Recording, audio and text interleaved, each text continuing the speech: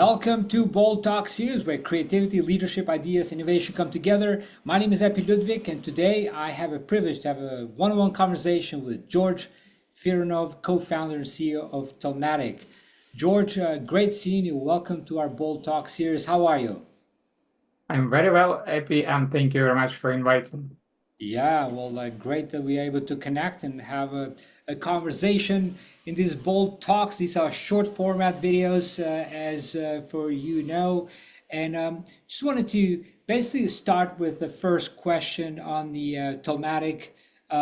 You're the co-founder and CEO of Talmatic. Give us an overview. What motivated you to start the company? It's company started by accident.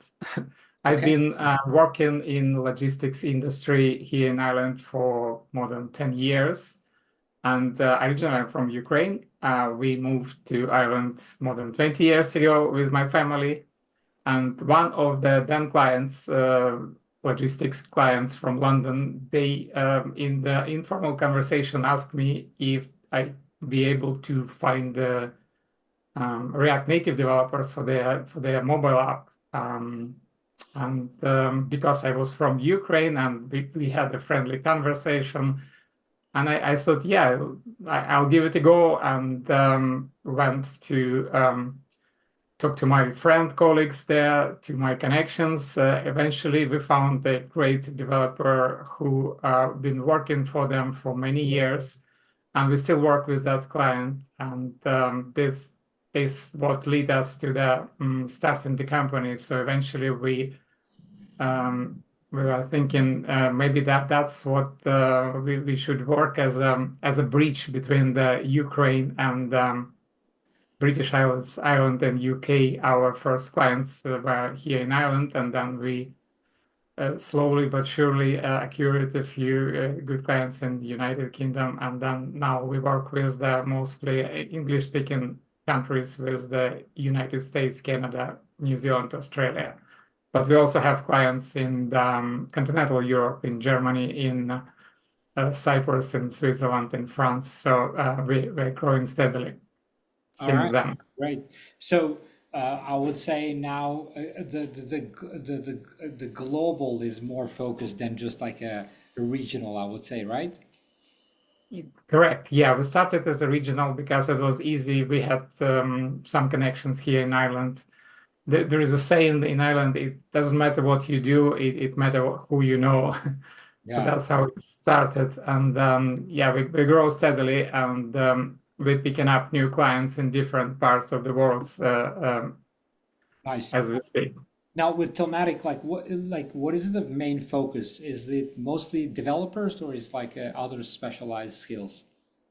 We focus on the developers mainly. 90%, 90+% of our contracts is a software developer, front end, back end, mobile apps, web apps. Also, we have QA testers, automation, manual QA, and we have designers. Okay, But developers is our main business. nice. Now, obviously there are other platforms in the market. How are you different than other platforms out there in the market? We don't really a platform, we are service. We're different because we are concierge service for our clients, and we work as an extended arm of the internal HR department. So when the client come to us, they give us a job description. We go to the relative segment of our talent pool, see who is available or will be soon. If we haven't worked with the developer before, we vet them, we check their CV, their references, their English level, we do technical tests, and we send our clients the short list of available candidates only when we 100% satisfied that they're a good match. So that's the difference. We do the legwork for our clients rather than giving them the list of the candidates and they decide themselves. And what's the typical turnover? Like how fast you you can find? It all depends on the technical specific on the qualification of the ideal candidate. If it's popular technologies like PHP, .NET, JavaScript, TypeScript, the turnover could be a couple of days because we have a bench of candidates waiting to start a new project.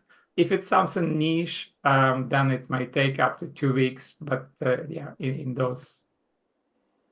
Yeah. Interesting. So George, like talk about trends in this tech staffing industry. Uh, what are the key trends that you believe will shape the future of hiring and finding talent?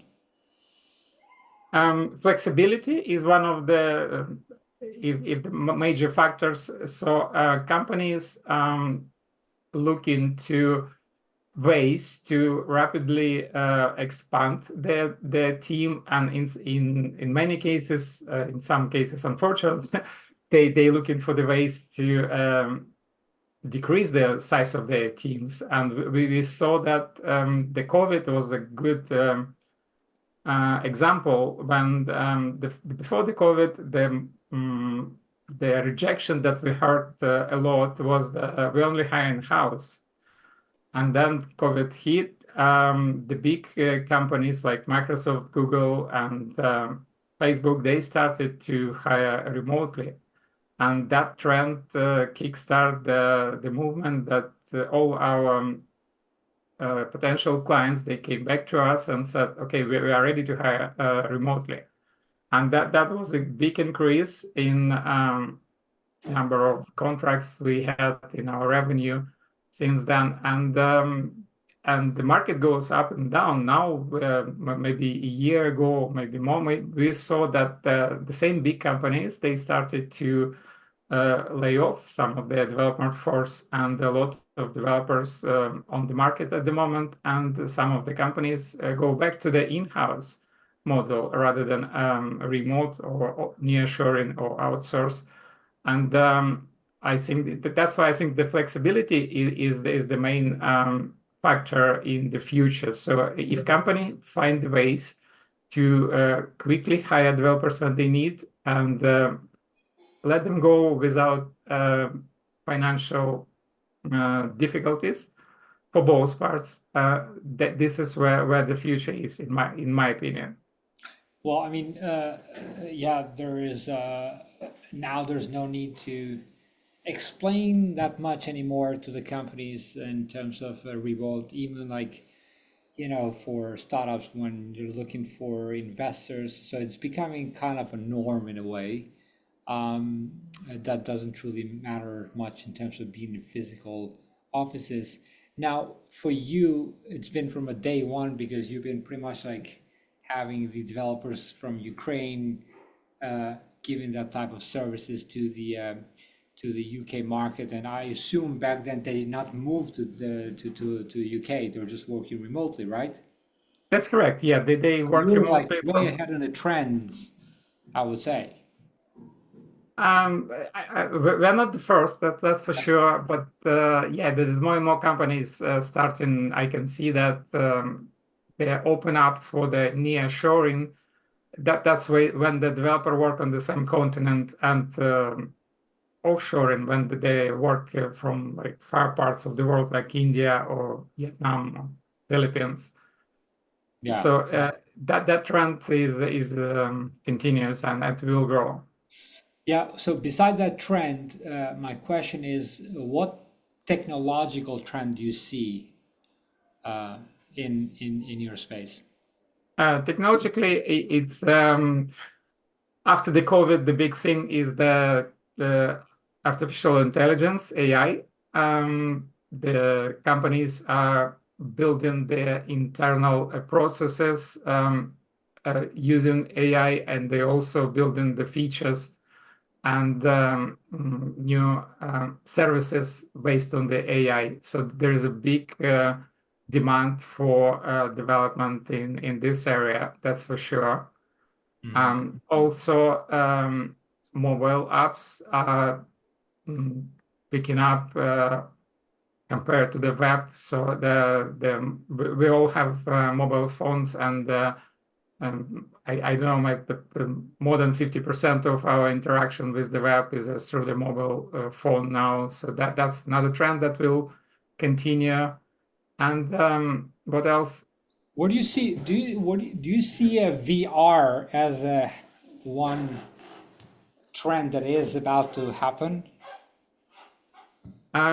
Virtual reality, I think there was a hope for that trend to be big, but then I don't think it has too many applications that you can use in business or in the real life, apart from gaming and some specific, maybe the drone um, industry. I don't see that there is not a lot of request for the VR development coming to us.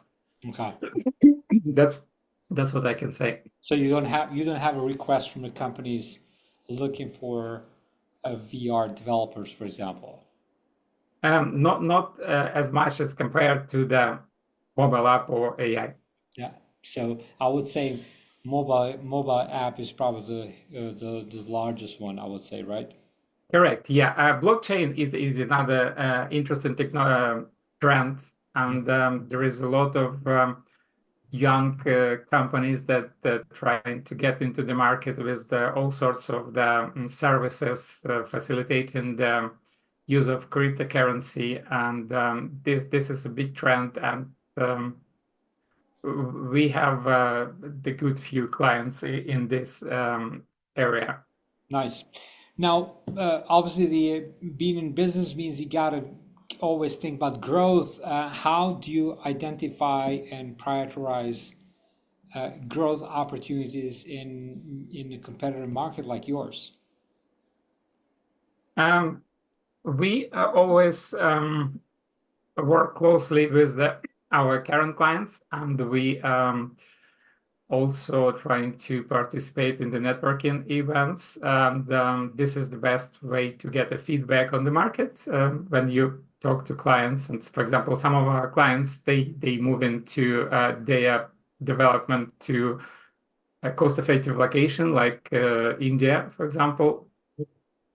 And some of our clients, they start in the offshore development centers in Poland.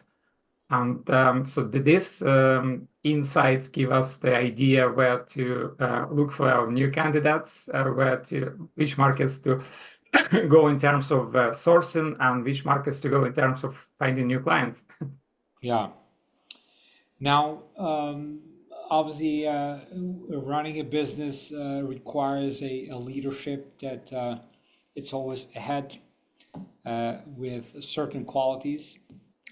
What key qualities do you believe are essential for effective leadership in today's fast-paced business environment that we're in? Um, in my opinion, it lead by example. This is the best way to uh, go forward with your colleagues, with your team, um, and always finish the task that you start. Don't let any questions unanswered. Don't let any queries unresponded.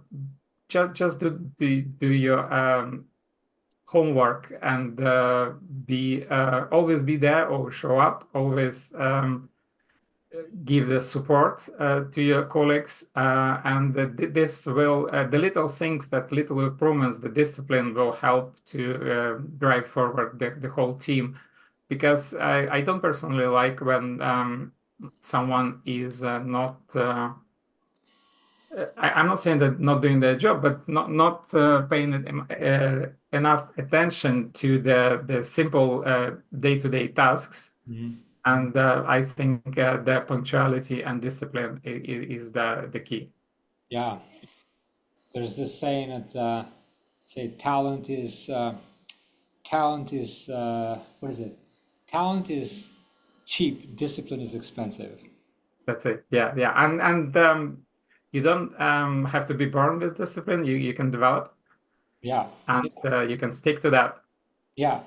Now I mean, it's life is amazing once you know why are you in this world, right? But the moment that you figure out, for some people it takes ages. For some people are fortunate to have a great discipline from their parents and education system. Obviously, a lot of education systems, they don't really teach you much of discipline, but that's a complete another conversation altogether.